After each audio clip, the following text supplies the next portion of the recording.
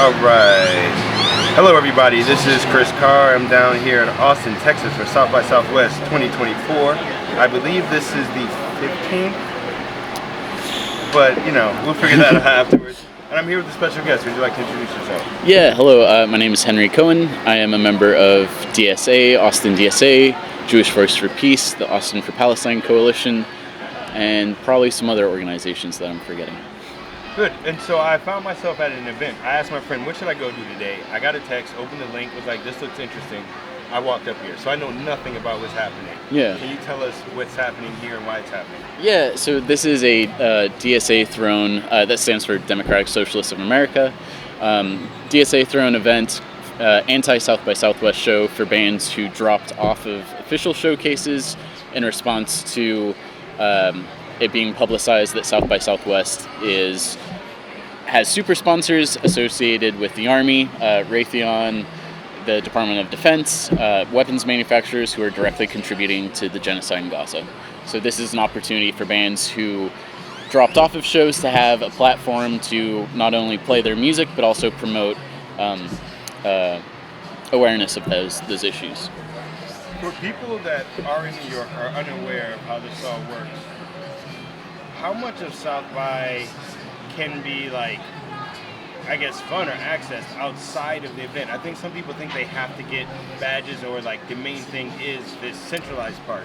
But there seems to be a lot going on outside of that. Can you talk a bit? Yeah. So the main, official South by Southwest events, I would say probably around 10 years ago became very, very transparently promotional events for companies, selling, or not even selling, giving out free alcohol, giving previews of technology, selling you things, and also having you pay for the opportunity to be sold these things.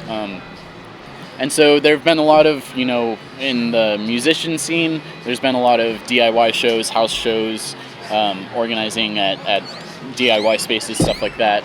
And then some more local activist groups use this as a platform to promote, whether it's housing issues or gentrification issues, just general awareness, as we have a platform of people coming from all over the world and the country coming here to our city who might actually want to understand the people within it, like you, rather than just show up, have this very superficial experience of being given a lanyard and free goodies for a week and then leaving and being like, I don't really know the city at all. So now, for also for folks who are unaware what the DSA does, can you give just a brief, for your experience, a brief understanding of what you all do, how that overlaps with music scene, and then what's going on in Gaza? Yeah, so DSA has been doing work. They formed out of a couple splinter groups of leftist groups in I believe the 70s and 80s, and they've been doing work on the left, kind of in the tradition of Eugene Debs socialism, early industrial era socialism, gathering around labor, gathering around tenants' rights, around accessibility in schools, reducing incarceration and trying to shove money into public funding and prevention and things like that. Work with UMA, which is the local, or not even local, South by for years now, trying to get fair pay, because a lot of musicians show up here and are told okay, you can either get paid $150, which for a band of 4 or 5 people is nothing, or you can get a wristband so you can go to shows, and you're paying money to come here, you're paying money to stay here, and we're paying you nothing to stay active and share your career / passion with people. So there's been work with the unions, there's been work with trying to motivate people to use the platform that they have while they're here to shine spotlights on issues that we're actively pursuing, whether that's trying to get a candidate into office or some kind of social program.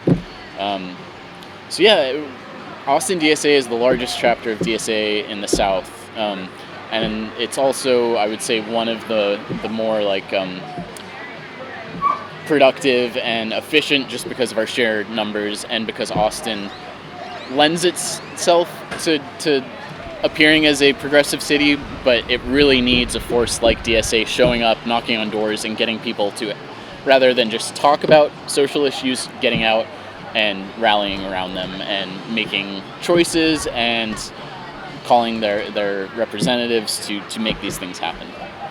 And how then does that bring us to raising awareness about what's going on in Gaza?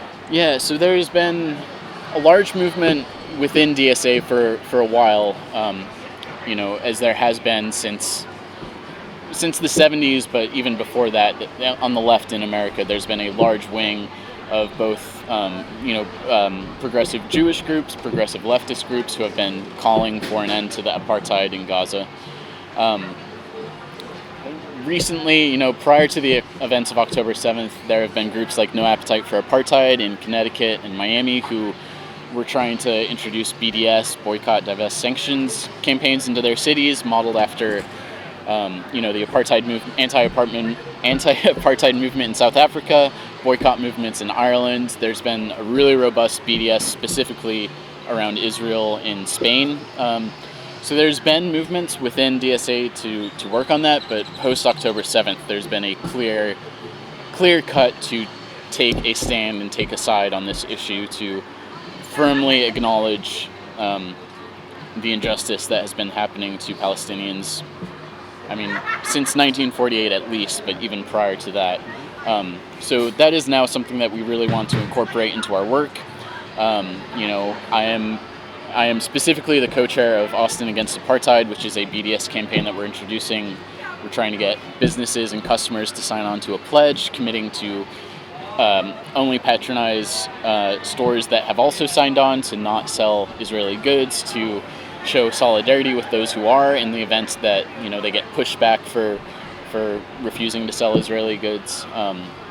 So that's just one example, but we're also, as much as we can, asking for representatives that we have in school districts to try and advocate for, at the very least, not programming that denies the rights of Palestinian people, but also, if we can, push for education that really shines a light on the history of the region and our country, state, and city's contributions to it, which are, extremely prevalent, especially in Texas. If people would like to learn more, how can they learn?